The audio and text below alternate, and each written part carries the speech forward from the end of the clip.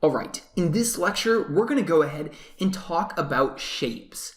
Now, shapes are the second most important thing when it comes to drawing, next to lines. So, what is a shape? Well, there's two different types of shapes. There's geometrical shapes and there's organic shapes. Now, you're probably pretty familiar with both, but you're probably more familiar with geometric shapes. These are the shapes that you grew up with and learned about in school. So, the simple shapes that make up the basic geometric shapes are first the square, which can also then be turned on its side to make a diamond. And then there's also the circle. Then there's the triangle. Then there's the trapezoid. And then there's the rectangle. So these are the basic shapes that make up basically everything. Now, what are organic shapes? Well, organic shapes are anything that aren't geometrical. Geometrical means that it can be figured out using math. So a triangle, you can create a triangle by using math. But an organic shape, nowadays you can actually create organic shapes using math, but it's a lot more technical. So an organic shape would be, let's say, the shape of a pumpkin. So if I just drew the outline of a pumpkin, like so, that's an organic shape. Or an organic shape could be something very scribbly, like so. Or another organic shape could be, let's say, a coffee mug. So I can draw my coffee mug like so. And that is an organic shape. It's not geometrical. And geometrical also means that you can split it right down the middle, and it's the same on both sides. These are organic because you can't do that. You kind of can with a pumpkin, but the pumpkin is still considered more of an organic shape. Now, everything can be broken down into these basic shapes. And from those basic shapes, what you do next is you create organic shapes. So, for example, let's say we're drawing a character, and the character's head is going to be a circle, okay? So we're going to draw a circle like so. And then they're going to have a body. Let's say the body is a skinny rectangle, like so. And then let's say we need to add some legs in there. So we're just going to draw in triangles for the legs for now. And they're a little bit curved. And then let's say the feet are rectangles, like so. And then he needs some arms. So we'll do triangles for the arms, long triangles. And then we'll do circles for his hands. And we can also add this arm behind his body, like so. But you'll see it's completely made out of simple shapes. Let's try something else. Let's say we want to draw a lamp. Well, a lamp can also be broken down into simple shapes. Now, even though there's going to be some perspective involved with this lamp, when you're first trying to sketch out your images, you want to start with simple shapes. So for a lamp, we might start with a lampshade that will just be a simple trapezoid. And then we're going to create the base. Now, the base could be any type of shape you want. For me, it's going to be an oval, which that's also another thing, is the circle is also considered an ellipse, and so ovals also apply to the simple shapes. So let's go ahead and add that in. So we might add it in like so. And then we can go ahead and add in a rectangle for the stem or the neck of our lamp. And now we have a lamp, just very basic shapes. Now, once you get it to this point, then you can go ahead and start turning these into more organic shapes. And so you do that by, let's say we add a little chin on our head, and then we can go ahead and add our neck in. Let's say we kind of curve this out a little bit more so it's not so rigid. And then we can go ahead and also add some hair to our character. So I'm not sure how we want this hair to look, but maybe something like so. So now our character has some hair, and these are much more organic shapes. And maybe we add a little bit more of a bend to his arm, so it's not just such a curvy, sort of noodly arm. And now if we were to trace out the shape of our character, it would be a lot more organic looking. Let's try this with our lamp. So if we move over to our lamp, we might slice off this bottom area like so it's nice and flat, and we might make this more of an egg shape than an oval shape. And then with this, we might introduce a little bit more perspective, and so we might add more curve along this bottom, like so. And then we might add sort of an oval up here at the top so that we can see sort of down into the top of our lampshade. And now we have a much more organic shape. Another thing to understand about shapes is that they create empty spaces. So for example, this is considered an empty space right here, or negative space. Negative space is very important when you're drawing, so you want to keep track of where your negative space is. Down here between his legs, you could also consider this area right here negative space, as well as right here. Where are some other places you would see negative space? Well, let's say that we have a guy sitting on a bench, okay? And this guy's going to be thinking. He's going to have his head down like so, and he's going to have his arm out like this, and then it's going to be propping his head up, and his other arm will just be sitting next to him like so. Okay, so now we have our guy. Now where's the empty space in this? Well, the empty space is going to be right here in this area and right here in this area. That's empty space. You want to make sure that you have empty space in your artwork because it makes your artwork look a lot better. So whenever you can add that empty space in, do it. Now I'm going to go ahead and jump into Photoshop and demonstrate to you how images can be broken down into simple shapes. You want to start looking at the world as simple shapes and not as images. Alright, so here we are in Photoshop. Now, the reason why I'm doing this in Photoshop is because this is the easiest way for me to draw on top of an image and demonstrate this to you guys. So let's go ahead and get started. If you want to do this also, you can just draw on top of a printed off picture, or if you have Photoshop, you can do it the same way I'm doing it. So what I'm going to do is I'm going to use my brush tool, and I'm just going to draw on top of this. So we have a Mickey Mouse here. I'm just going to start breaking him down into his simple shapes. So first, starting with his head. His head is just a simple circle. And then his nose is an oval. His tip of his nose is also an oval. This bottom part is an oval. His ears are circles. We have a rectangle right here, and then two ovals for the hat. And then we have circles for the hands, and then rectangles for the arms. And then we have sort of a trapezoid or a rectangle shape for the body. And then we have basically a circle for the torso. And then we have little rectangles for these bottom parts or his pant legs. And then we have rectangles for his legs. And then for the feet, I'm just going to break them down into simple blocks, like so.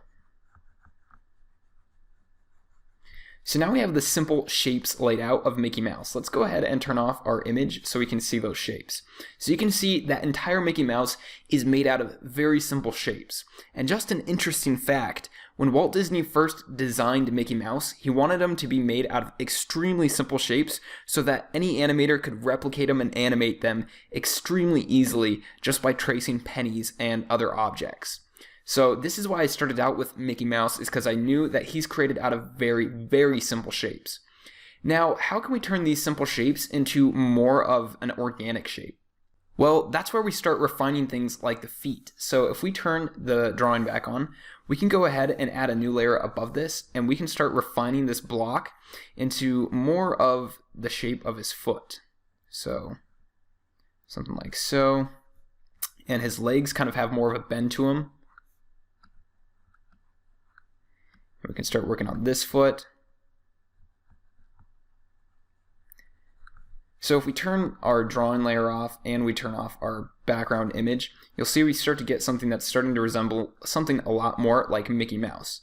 Now, the point of doing this is you lay out your shapes like so, and then you want to do another layer on top of that, or if you're drawing with paper and pencil, then you want to lightly draw your shapes out, and then on top of that, you start actually refining it into your organic shapes.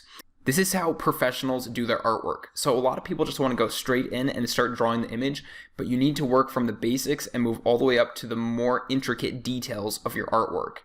Let's go ahead and break another image down into its shapes. So here we have a landscape. So using my brush tool again, I'm going to go ahead and break this down into simple shapes. So starting with my horizon line, I'm just going to go ahead and create a line going across like so. And so that's our first basic shape, is just sort of this rectangle down here. Next is the tree. So the tree is kind of a line with a circle on top of it. And then our mountains can be broken down into two triangles. So one like so, and then the other one in front of it. And then this other mountain back here can be more of a trapezoid. So it's got a flat top. And those are the basic shapes. If you wanted to, you could even include this cloud back here. It's kind of a triangle shape. And let's go ahead and turn that background image off. So now you can see even this image can be broken down into basic shapes. And once you get it broken down into basic shapes, then you can go in and add detail, like more of a curve along this bottom edge of the mountain. Same with over here, you can add a little bit more there. Your tree might have a couple of branches sticking off in certain areas. Your horizon line might not be a completely straight line. It might have more of a zigzag effect to it because there's little trees and plants and all kinds of things along that edge, maybe even some bushes out there. Let's try one more image. So this is going to be a more complicated image of a girl, or a ballerina to be more exact, and we're going to break her down into her basic images. And we're going to break her down into her basic shapes. So let's start with her head. So her head is basically a circle. I'm going to bring my brush size up so you can see that a little bit better. So her head is basically a circle, and then it has a triangle attached to it. So it kind of creates a raindrop sort of a shape. And then she's got her bun on the back of her head, and then she's got her neck, which is a rectangle, and then her body couldn't be thought of as two different shapes. It can be thought of as either a rectangle, or it can be thought of as a trapezoid, two trapezoids actually. So we got a trapezoid there, and then we got a trapezoid here that kind of comes down more into the waist. And then her arm can be broken down into two rectangles. So there's a rectangle there, and then there's a rectangle there. And then her hand can just be broken down into one rectangle there, and one triangle for her thumb.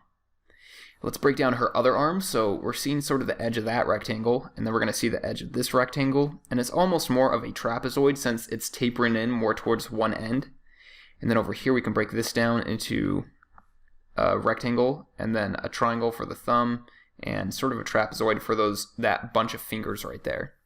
And then her tutu can be broken down into a trapezoid shape. So as you can see, even though her tutu is curving around here, we're going to leave that out for now because we just want to break it into its separate individual basic shapes. Then her leg is a trapezoid. And then we have another trapezoid going down here that's making up the calf. And so the calf is made out of two trapezoids, like so. Or you could even think about that as a diamond if you wanted to simplify it even further. And then we have her foot, which is kind of a triangle shape.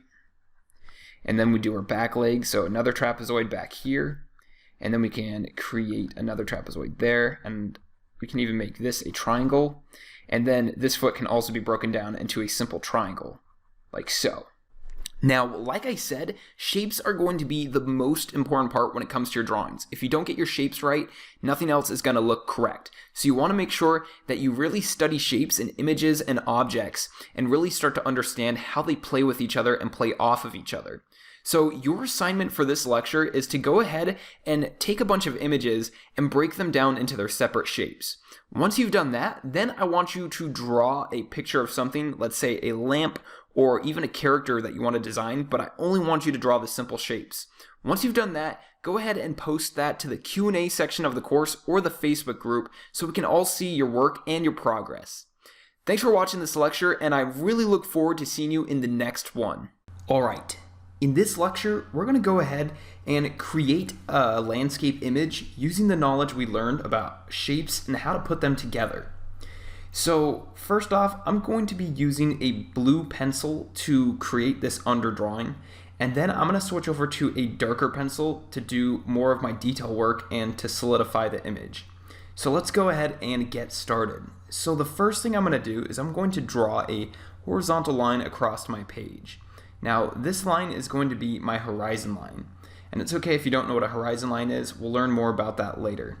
But for now, we're just going to put that horizon line in there. Next, I'm going to start adding in my mountains. So my mountains are just going to be simple triangles like we saw in our breakdown of that one image. And so I'll add one right there, and then I'll add a smaller one over here. And you can really add in the mountains wherever you like.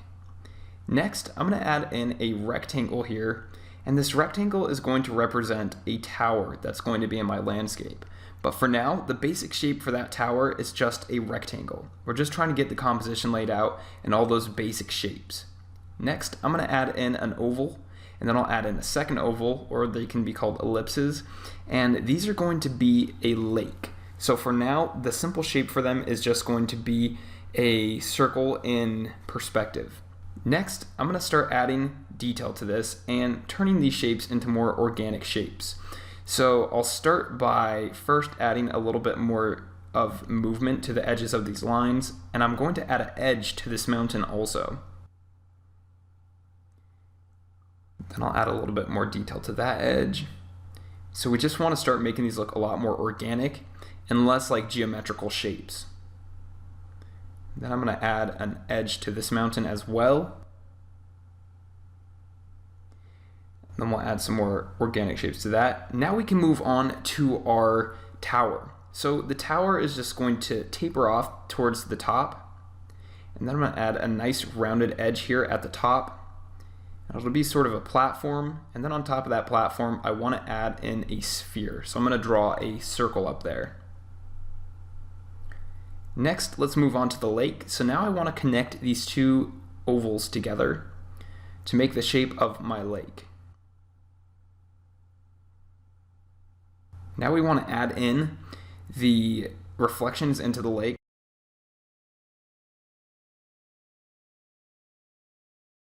So what I'm doing is I'm copying the image of my tower and my mountains so that they're mirrored underneath my horizon line. And then whatever appears inside of my lake, that's what I'm going to go in and darken. So everything else is going to stay really light. We don't really want to see that, but anything that's inside of the lake, we can go ahead and darken that. So then I'm going to add in that edge on the mountain, and then I'll add in the darkened edges of my tower. Perfect. Now I'm going to start using my darker pencil, and I'll go in there and start adding in a lot more detail. So I'm just going to darken in a lot of these edges.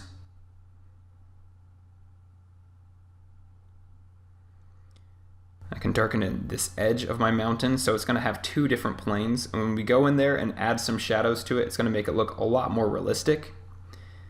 I'll add in this edge right here.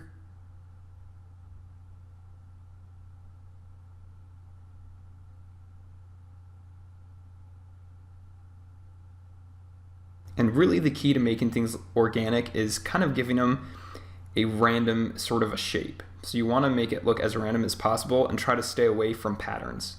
Now out here on the horizon line, I'm going to add in sort of some grass lines just to break it up so it's not such a hard-edged line.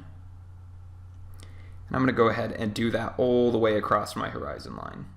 If you wanted to, you could also add some trees to this horizon line. You could add some bushes or some larger plants. But for now, just keep things simple. I'm just going to add in this grass.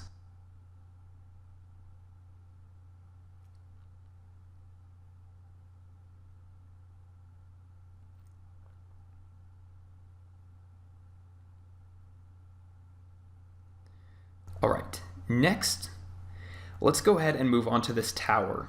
So I'm just going to start darkening in these edges.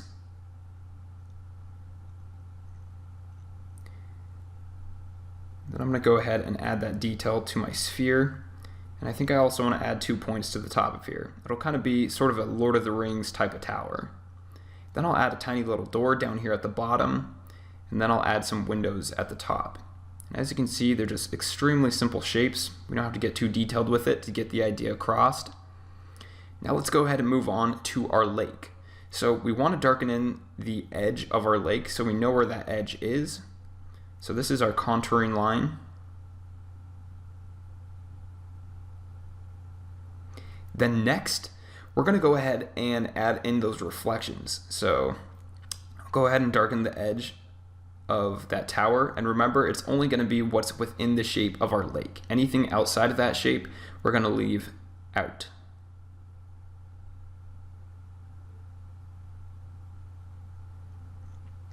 Great. Next, what we want to do is we want to start adding in some cross-contouring lines to add more detail and realism to this. So I'm going to start up here at the top of my mountain, and as you can see, I'm adding these straight contour lines that are showing the surface planes of my mountain. And so depending on what direction my cross-contouring lines are going, that's kind of telling you where that plane is in perspective.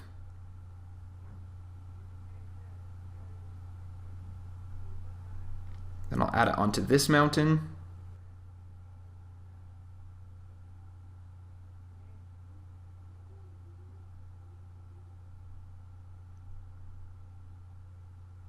And then I can add a little bit more detail over here. So I'll add a little bit of cross contouring there. And a little bit here. We'll break this piece of the mountain up also. Perfect. Now let's add some cross contouring to our tower.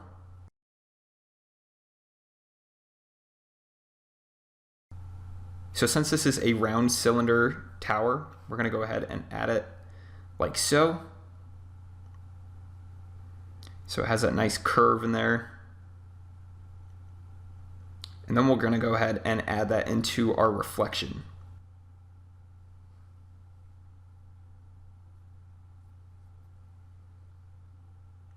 Then we also want to add the cross contouring into the reflection of our mountain.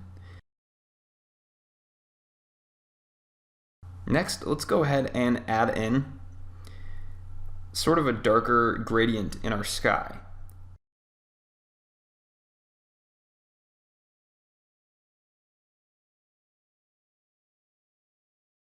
This is just going to make our background look a little bit more interesting, and you'll see here in a second we're going to add this into our reflection in our water, and it's going to make our reflection look a lot more realistic, and you'll see why in a second. So now we can go ahead and add that into the reflection of our water. So I'm just going to add that in like so. And what this does is it makes our lake stand out a lot more from the grassy plain area of our drawing. All right. That brings us to the end of this lecture. So in this lecture, you learn how to apply the things we learned about shapes and how to put them together to build up an entire image.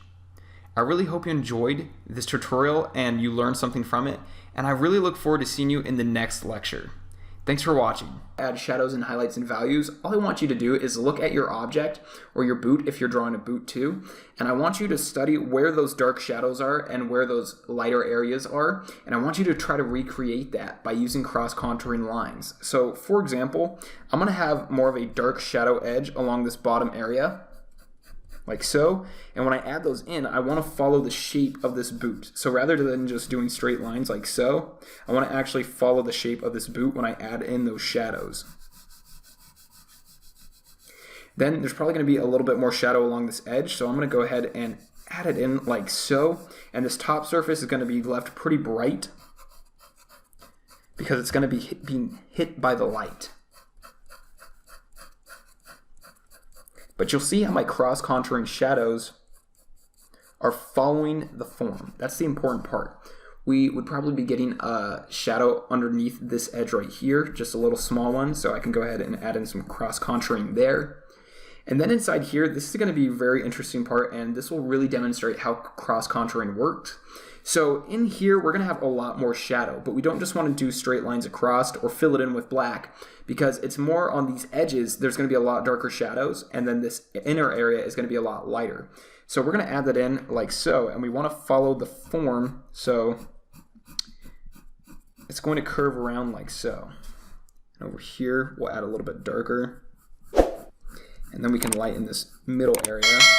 But you'll see I'm adding that curve in there because what's happening in there is it's kind of making a tornado, not a tornado, but like a funnel that's going down, or a cylinder. It's more of a cylinder shape, and so you want to really create that with your contouring lines.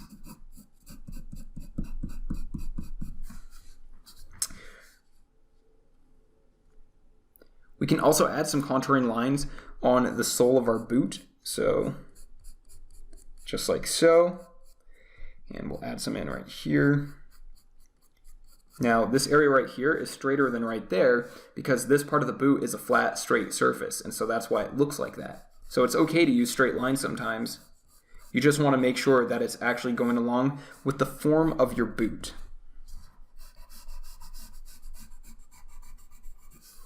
Alright, that brings us to the end of this lecture. So in this lecture, you learned all about cross-contouring lines. You learned that they're a lot better than just doing straight contouring lines, and they make your images look a lot more realistic. So just remember, cross-contouring lines are lines that are used to create the form of your object. They go along the same shape as your object, and that's what creates that form. Now, your assignment for this section of the course is to go ahead and find an object, or take the object that you've already been drawing and go ahead and draw your line drawing. And then you're going to go ahead and you're going to add in your cross contouring to your image. And I want you to try to spend as much time on this as possible. Now, if you really want to go the extra mile and really get your bang for your buck out of this course, I really recommend that you do this with a lot of objects, at least 5 different objects, and 20 would be better. The more you study, the better you're going to be. I know it seems like everybody says that, but it's because it's true. Practice makes perfect. Thanks for watching, and I look forward to seeing you in the next lecture.